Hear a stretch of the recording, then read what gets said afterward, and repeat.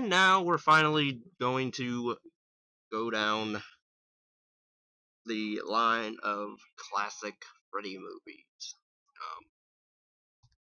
1984, which, Wes Craven wrote and directed. Nightmare on Elm Street. And while I like the movie, I still enjoy it. I did watch it this time with a more critical focused mindset than usual, where I would just watch it. Um, a lot of stuff with Freddy in this I liked, where he's way more creepy, like just joking around, where he's cutting his fingers off or chasing somebody, like when he's chasing Tina in the alley. I even like the long arms in the alley. I know a lot of people make fun of that, but I don't know why. But I just think it's cool. It's creepy. She's in a dream anyway, so like pretty much anything he can pretty much do whatever he wants. Um, you know,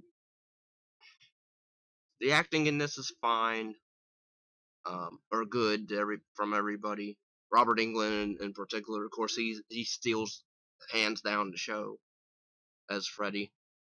Heather Langenkamp as Nancy, of course, who I thought she did terrific, and she does also good in Dream Warriors and New Nightmare. But now I don't know why I'm kind of blanking on stuff because I just reviewed this and then I had and then technical difficulties. Okay, so there's scenes that I like with Freddy where he's creepy, where he's when Nancy stumbles upon the boiler room and he steps out and he has like a gunslinger. Robert Englund did like this. There's a documentary out there called Never Sleep Again. It covers all the Elm Street movies. I would recommend, if you are a big hardcore fan, seek that out. They go through every single movie and they talk about almost everything really in them. Some stuff I would wish they did elaborate on or talk more on or even mention. But I would say that's a great documentary on that series. But yeah, I still enjoy this one. It's not I wouldn't say it's my favorite though. I would say it's well crafted, well acted, well shot. Um, but part 4 would be my number 1. Um, but this one I like a lot. Even the stuff with the end where she sets up the booby traps, which are phenomenal. Like there's one where when she goes to yell for help from across the street, and then he opens the door, gets hit with a sledgehammer, and then falls down the steps. That's amazing. I love that. Um, but yeah, Freddy looks really like straight up. I keep saying the word creepy, but I guess I should say more scary. He's scarier when he's laughing because he knows he can pretty much kill you right then and there, but he likes to take his time and just have fun with you while doing it. So that's what makes him more scarier to me than just the other stuff. And I like that he was more in the shadows. Like you didn't really see a lot of them at the beginning with Tina opening dream sequence. You see like a snippet of him in his hat. I did laugh at the part where Nancy's dreaming in the dream clinic, and when she pulls the hat out from under the covers, and everybody's like in awe, but then the mom's like, "How'd you do that?" And then she's like, "You know what? You just need to get more sleep. I'm gonna drink because you're shooting my nerves up." And I don't know, like I would have liked I think that's something they could have explored in the remake. Like do like a idea of that happens, and then the dream clinic or scientist people want to figure out how's this girl pulling stuff out of her dream, and maybe that could have been more sci-fi instead of horror. But I don't know, like that. I would like the scene where like they try to contact the mom, Marge, and she's like, "No, I want any part of this or whatever. You're not going to experiment on my daughter."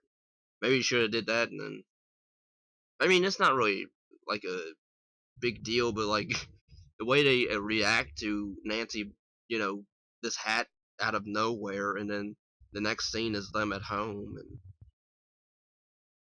Rod's character, or Nick Corey's character, Rod, I felt bad for him because he's blamed for his girlfriend's death, even though he had nothing to do with it. Um, Even that scene with Tina dying, like that's still like one of the scare. Well, that's really impressive, like the way they did like the camera angles, and I think they turned that entire room upside down or something like that. I swear, I think that's what happened. They rotated the room. Also, I think they did Johnny Depp's scene like that too, except the blood. Something was wrong with the blood in it, but it made this cool effect in the movie. So his death was, you don't really get to see his death, but like you see, I mean you see it, but it's kind of like almost like a volcano of blood just shooting out of the center of his bed. Um, I know. I think in the earlier cuts of this, there was you were gonna see his body rise from the bed, and then he would just fall covered in blood. That, I mean, I liked how they did in the movie overall. Um, Another thing I like is, well, there's a line of dialogue, but it was deleted, and Nancy apparently had a brother. I don't know why. I don't know why they didn't keep that in. Like, I would. That was surprising to me. Like, whoa, Nancy had a brother. They don't never mention that in ever. Um, but yeah, overall, I like. I not now the ending. With Robert Share, or whatever. He wanted a shock ending, where Wes Craven would rather have a happy ending because he did not want to do any more movies of this. Which I'm glad Robert Shea decided to do more movies, because then we would never got Elm Street 4 or Dream Warriors or so on. But I do wonder what would it, if they would just did this as like a one-off. Like, will we still have like cool horror icons today, or not today, but of that era?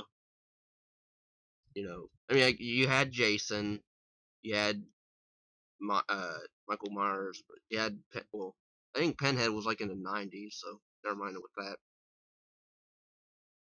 Yeah, Leatherface, of course, but I don't know. Freddy, he had way more charisma. I mean, granted, not in this one he still does, because he still cracks a bit of jokes where he's with Tina, where he chops his fingers off and laughs about it. So he is still a bit humorous in this, but not MTV, Dream Warriors, Dream Master era. Um, but yeah, I still overall like the movie. I would say this and part two is where he was really darker. I think they should have stayed a bit more with that in terms of the other movies. Maybe in part four you can get away with that, but three, like, I think he should have stayed a bit more darker. I know in the original script of that one that Wes wrote, it was supposed to be way more darker, but yeah, those are my thoughts on the classic Elm Street film, or the first one anyway. On to the second one.